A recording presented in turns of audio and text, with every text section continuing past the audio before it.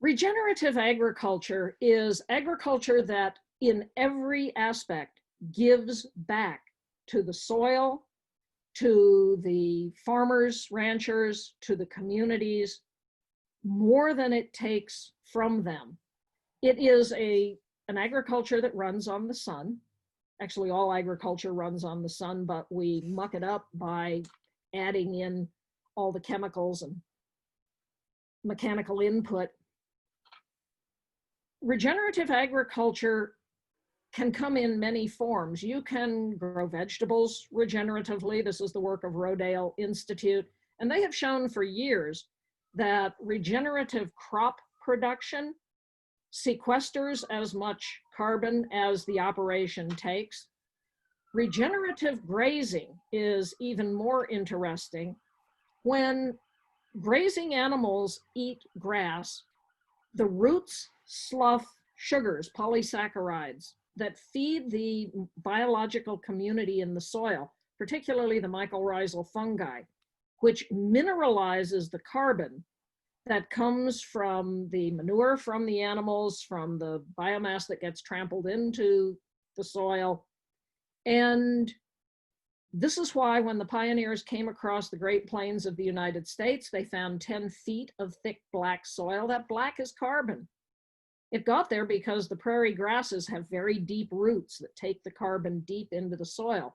So we come along, we plow it, turn it upside down. This decarbonizes, denitrifies the soil, and we're now down to topsoil of inches. This will end. The UN's Food and Agriculture Organization has said we have maybe 60 more harvests before we're out of soil. Soil is also blowing away. It's being washed away. So a man named Gabe Brown in North Dakota, who's a commodity corn soybean farmer, was going broke. He said, I'm going broke. I have got to cut my costs. First, he went to no-till. He stopped breaking the soil. Then he planted cover crops, deep-rooted crops. But then he had a ground cover.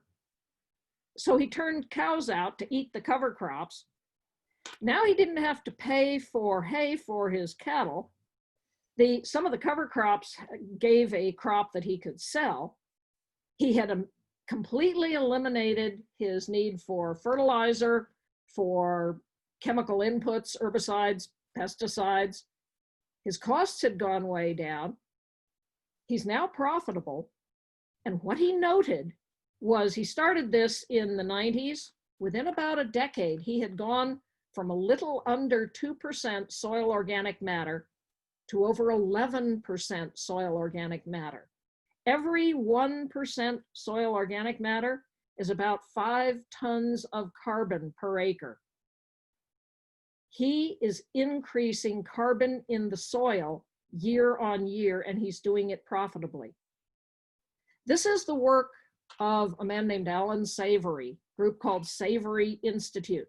And you can Google Savory Institute evidence and get a whole slew of peer-reviewed papers showing that grazing animals, in the way in which grazing animals have co-evolved with grasslands over the millennium, keeping them dense packed. In pre-industrial times, it was predators. If you're a bison and there's a wolf and it's about to eat you, the safe place to be is in the middle of the herd. So the herds eat everything in front of them. They fertilize everything under them. They trample it, and they leave behind them grass that is now regrowing. Recent science shows that where the bison herds are roaming in Yellowstone National Park in the United States, they extend spring. The grass keeps regrowing where the bison have come through, and they're putting carbon in the soil. We now know managed grazing, correct? It's called managed grazing, AMP grazing. Holistic grazing is Savory's term for it. And is this one? Yeah, somebody cited the Sierra Club article. That is just plain bullshit. It is very badly written. Whoever wrote it is clearly a vegetarian and just had it in for Alan. And there are reams of rebuttals to that article. You can also do this through compost. A man named Dr. David Johnson at New Mexico State University is taking dairy manure, mixing it with green waste, composting it aerobically, and he gets this almost dust that is a fungal inoculant. You spread the dust very finely on land. He's getting uptake of 15 tons of carbon per acre per year. If we could increase soil carbon on the world's grasslands by 1 ton per acre per year, we would, over 30 years' time, get back to an atmospheric carbon concentration of 280 parts per million. That's the pre-industrial carbon concentration. We will have rolled climate change backward. Now, to do this on all the world's grasslands is a big if, but remember, it's profitable. So this is the sort of thing that more and more farmers and ranchers are getting into doing because it's better business for them to be in. And this is where our agricultural subsidies ought to be going. We subsidize industrial agriculture now to the tune of $1 million a minute globally. That's daft. If we're going to subsidize, let's put that money to where it will be doing some real good. It feels like we could do probably a whole 3 or 4 hour deep dive on all the different kinds of regenerative agriculture. I know we've talked about cover crops, we've talked about different ways of growing. I want to stick on the kind of grazing one for a minute, because maybe it's one that might surprise a few of our audience members. There's a number of books about, or number of papers, articles, books that argue that kind of vegetarianism or a move away from eating meat is kind of one of the best things you can do to mitigate against climate change. And in many ways, the Alan Savory case that you cite is actually arguing the exact opposite. I've seen a question from the audience about the fact that cattle grazing emits methane, for example. What's the kind of, how does this kind of work or end up actually being a plus for the environment? Cattle do emit methane, although if you run the numbers, how many billions of grazing animals were there before humans came along and we didn't have a global warming problem? The problem of climate change comes from emitting fossil carbon, coal, oil, gas. It's not from the cows. But the real answer is it's not the cow, it's the how. Industrial agriculture, calves are born on grass, and in the grass there is what's called methanotropic bacteria. So yeah, the cows burp, they have their heads down, they burp into the grass, the methanotropic bacteria eat most of the methane, and leave the calf there to grow up to be a cow, slaughter it there and eat it, you have a truly regenerative system. Take the cow and put it on a truck and ship it to a feedlot and feed it corn and soybeans, which cows were never designed to eat. In the feedlot, there is no methanotropic bacteria. You're making the cows sick, feeding them stuff they're not supposed to eat. They're emitting more methane. This is not a sustainable system.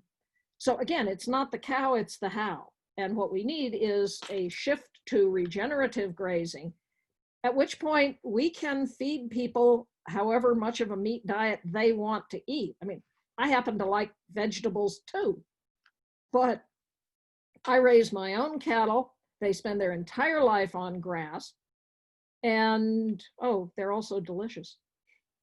And I guess the other kind of question or common question that's somebody putting questions in the chat window, we can't possibly keep up as always, but the other kind of common question is, this sounds so logical, sounds like the obvious thing to do. What are the challenges in terms of scaling it? We talked a bit about renewables and the transition there, and how actually we're beginning to see the realization of kind of like this is happening now. Regenerative agriculture feels relatively a little bit further behind. Is that fair to say? Yes, It is coming on incredibly rapidly. It's now written into the European Green Deal. It's written into the US Green New Deal, which I never thought I would see. So it is happening, but more slowly. The real opportunity here is, again, as we are spending these trillions of dollars, let's look very carefully at where that money's going.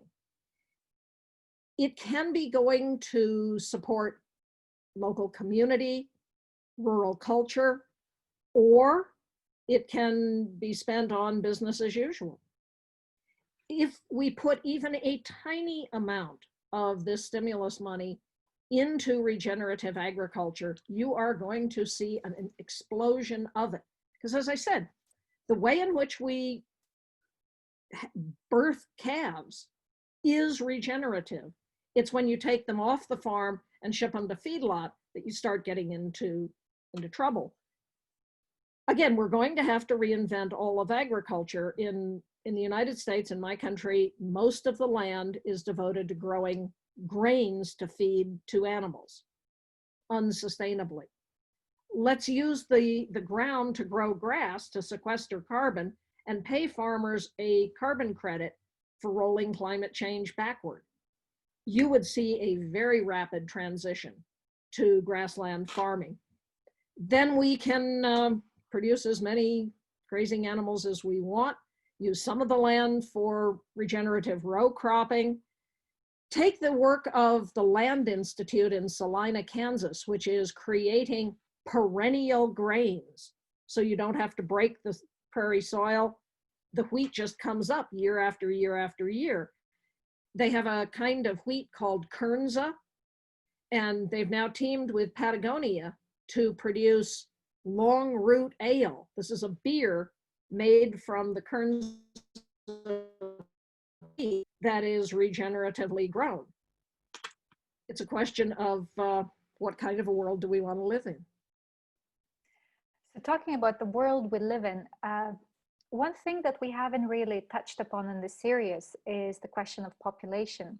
And it's quite interesting because we also run a parallel series to 13 to 18-year-olds, so teenagers. And we asked them, when we asked them about the major challenges in the world, a lot of them actually said population. So it's just interesting how the perspective changes from the teenage to adult years. But as we talk about regenerative agriculture, do you think that this new approach could help us feed the entire 7-8 billion of people that are in the world today? Yes. This is the conclusion of both UN Trade and Development Committee, UNCTAD, and UNFAO, that smallholder organic agriculture is the only agriculture that has the capacity to feed the world. Today, 70% of food on Earth is produced by smallholder farmers. And so this notion of, oh, we're going to feed the world with US industrial agriculture, it's just wrong. Yeah, Karen mentions calorie intensive. Before we industrialized agriculture, for every calorie of input, we got 2.5 calories of output. Now for every calorie of output, we've put 10 calories in as input through the mechanization, the chemicals. This cannot continue. Now, the scoping calculations that I've seen show that yes, we can feed the world this way.